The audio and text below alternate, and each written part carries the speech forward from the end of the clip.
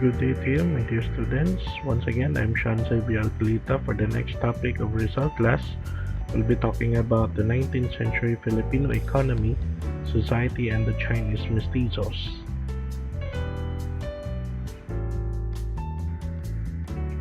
Okay, for the specific objectives, at the end of this chapter, the student should be able to locate Rizal's life in the Philippines within the wider context of the developments in the 19th century.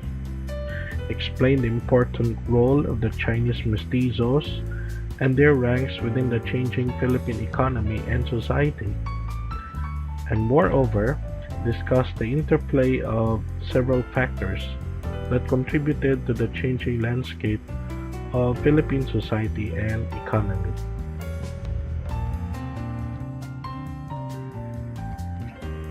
For the vocabulary, so let's start with the cash crop. So it means crops that are cultivated for the purpose of exportation. The next one is a decree, which is an order issued by a legal authority or a policy pronouncement. Another one is the galleon trade from 1565 to 1815. This was the form of trade between the Philippines and Mexico. The galleons would sail to Mexico loaded with goods and return to the Philippines carrying the payment in silver. The insulares refers to the pure-blooded Spanish born in the Philippines. Then mestizo is a person with mixed ancestry. So it could either be a Chinese mestizo, which is one parent is a Chinese, or a Spanish mestizo, no? Or one parent is a Spanish, and the other one is a native. So an important sector of the population in the 19th century Philippines. The next one is the merchant houses. It refers to the firms established in Manila and other cities by foreign traders. The next one is the Pacto de Retroventa, an agreement that allowed the landowner to sell his or her land with the guarantee that he or she could buy the land back at the same price.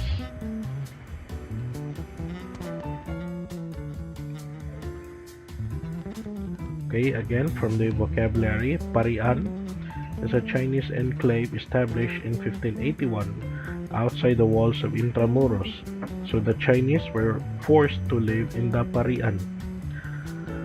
When you say Peninsulares, these are the pure-blooded Spanish or Spaniards born in Spain. Principalia would mean a wealthy, pure-blooded natives said to have descended from the Kadatuan class or from the Dato class. Sangley is a term that proliferated in the Spanish Philippines to refer to the people of pure Chinese descent came from the Hokkien word Sengli, which means business. Social stratification is a way by which people in a society are categorized based on socio-economic as well as political standards.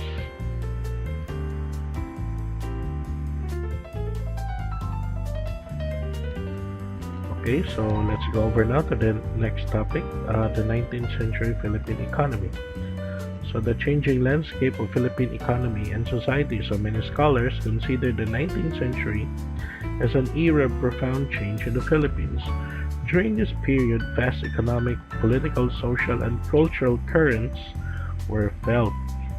Change, however, had its initial ripples in the previous century. By the late 18th century, the monarchy in Spain experienced a dynastic shift from the Habsburgs to the Bourbons. Under the new leadership, Spain recalibrated colonial policies that would have an effect on the Philippines. With the goal of invigorating the profitability of the colonies, like the Philippines, Bourbon policies and reforms were carried out. The first Governor General to the Philippines under the Bourbon Mandate was Jose de Basco y Vargas, who arrived in the Philippines in the year 1778.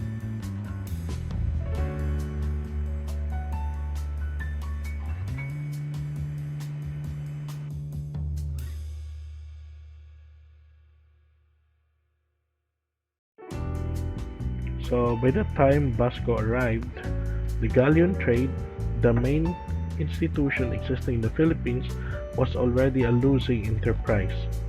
As Spain sought ways to salvage the dwindling economy of the empire, the global wave of industrialization became a silver lining.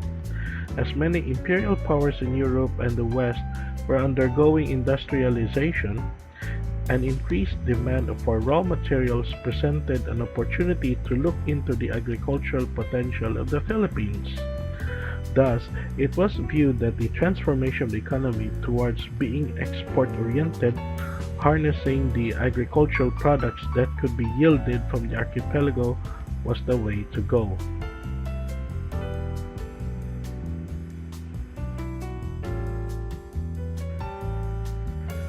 To better facilitate the envisioned reorientation of the economy, Basco established the Royal Philippine Company in 1785 to finance agricultural projects and manage the new trade being established between the Philippines and Spain, as well as other Asian markets. These changes, however, were met with lukewarm reception.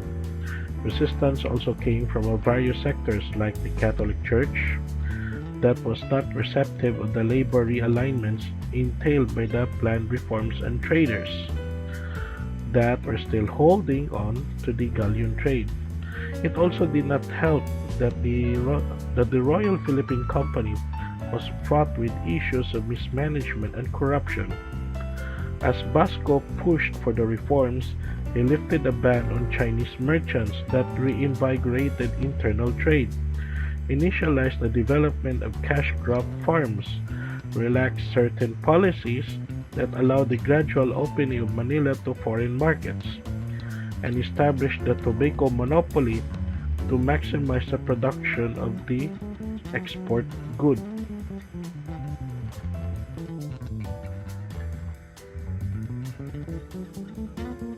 Global events continued to affect the Philippines at the beginning of the 19th century. By 1810, the Mexican War of Independence rattled the Spanish Empire, as it would eventually lead to the loss of the precious Latin American colonies. With this came the eventual end of the galleon trade, which became a concern in the Philippines. As the Philippine economy hung in the balance, policies were recalibrated, and with the eventual closing of the Royal Philippine Company, Manila was open to world trade by 1834. As a result, foreign merchants and traders came and eventually resided in Manila and took over the role of financing and facilitating the burgeoning agricultural cash crop, export-oriented economy, and some of the major investments came from British and American traders that set up merchant houses in Manila. The rapid development of the economy began to flow in the Philippines through cash crops. By the first half of the 19th century, majority of the exports of the Philippines came from cash crops like tobacco, sugar, cotton, indigo, abaca, and coffee.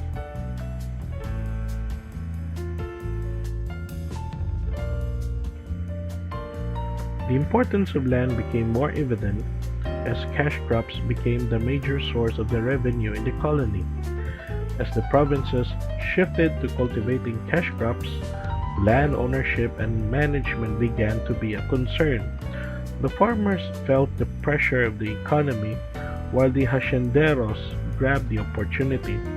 For example, when a small landowner needed capital and money, he would engage in pacto de retroventa, an agreement of sale guaranteeing that he could buy the land back at the same price at which it was sold.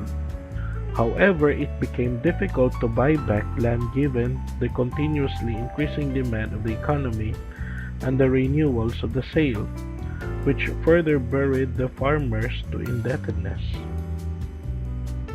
Eventually, they would forfeit the land and would be forced to become tenant farmers, or kasama. Aside from this mode, land acquisition also came in the form of land grabbing.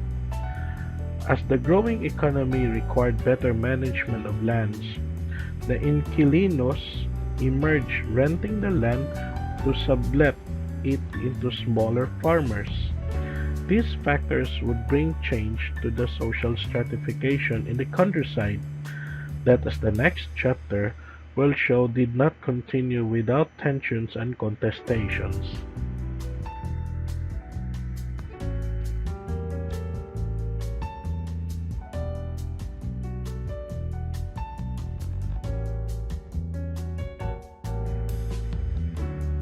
Okay, so the 19th century Chinese Mestizos. So the sectors that greatly benefited from changing the economy were the Chinese and the Chinese Mestizos, or Mestizos de Sangley. Since the pre-colonial times, the natives of the Philippines had had trade relations with the Chinese. During the height of the galleon trade, it was also Chinese products that comprised most of the goods being traded. The influx of Chinese settlements in the Philippines made the Spaniards suspicious of the Chinese. These feelings led to the stringent state policies towards the Sangley, ranging from the higher taxes, the restriction of movement with the establishment of the Chinese enclave, or what we call it as the parian, to actual policies of expulsion.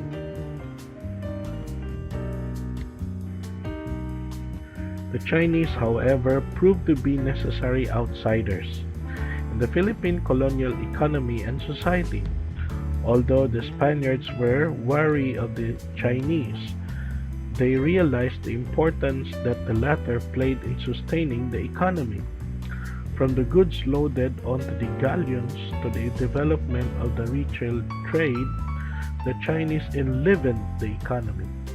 Eventually and gradually, they became integrated into colonial society, giving rise to the intermarriages which Indios that gave birth to the Chinese Mestizos. These Chinese Mestizos assumed an important role in the economy all throughout the Spanish colonial period.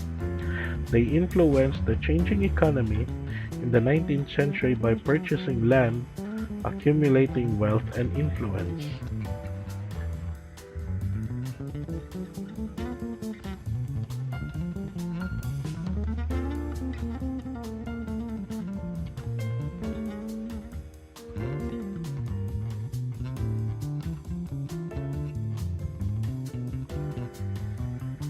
Okay, so the impact on the life in the colony.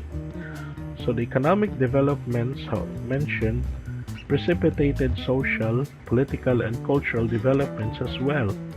For example, the new economy demanded a more literate population to address the rising need for a more professionalized workforce to man the trading activities in Manila and other centers. This demand compelled the issuance of the colonial government order in 1836 that required all towns to set up primary schools to teach the population on how to read and write. It eventually led to the passage of an education decree in 1863 that mandated free primary education. Eventually, the 19th century also gave birth to many schools that addressed the growing demand for more professionals. Schools like Ateneo Municipal were established during this time. The complex nature of the developing economy also allowed the government to intensify bureaucratization and streamline colonial governance. As Manila became the trading center, it became a viable destination for people seeking better opportunities or those wanting to escape the worsening conditions in the farmlands. The increased rate of internal migration raised several concerns. One, people flocked to centers of trade like Manila.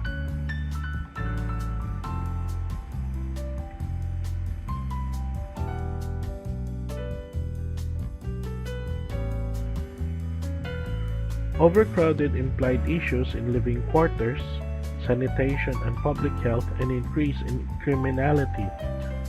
2. The continuous movement of people made tax collection extra difficult. In order to mitigate these concerns, one measure implemented was the 1849 decree from Governor-General Narciso E. Claveria that urged the people in the colony to adopt surnames. With the Catalogo de Apellidos drawn up, the colonial government assigned surnames to people and forbade changing names at will, together with more policies like the registration and possession of a cedula personal bearing one's name and residence.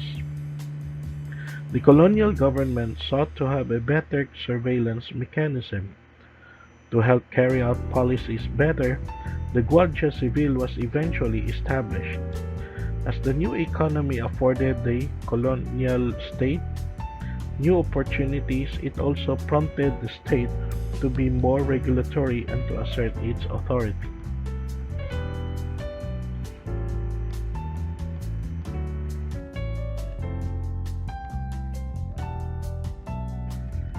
Renegotiating social stratification. The Philippine society felt the impact of the developing economy.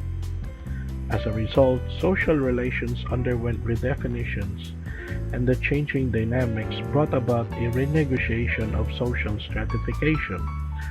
With the growing relevance of the Mestizo population, new lines were drawn with the specific social strata. So when we say peninsulares, they refer to the pure-blooded Spaniard born in Spain. Insulares, on the other hand, is a pure-blooded Spaniard born here in the Philippines. Mestizos are the mixture of race, no? So like Mestizo de Español is one came from a Spanish parent and the other one is a native. While Mestizo de Sangley would refer to one who is a Chinese parent and the other one is a native. Principalia is a wealthy pure-blooded native supposedly descended from Kadatuan class. Indio is a pure-blooded native of the Philippines. Chino Infiel is a non-Catholic pure-blooded Chinese.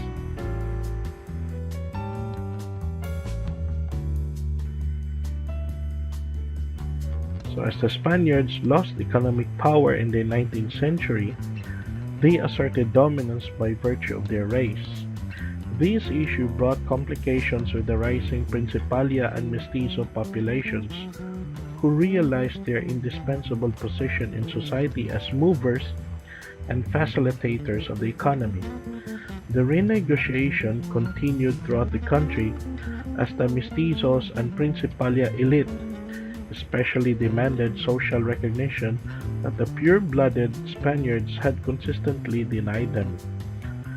These wealthy Mestizos and members of the Principalia continued to amass economic and cultural capital.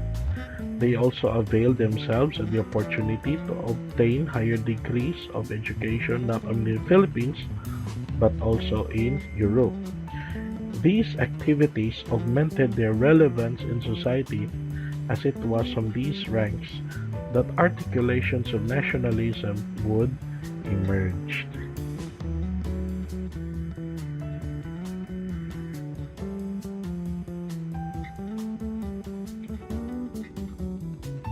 So that's all. Thank you very much. I'm looking forward to see you on the next topic. So once again, I'm Sean Xavier Alcalita. Thank you and goodbye.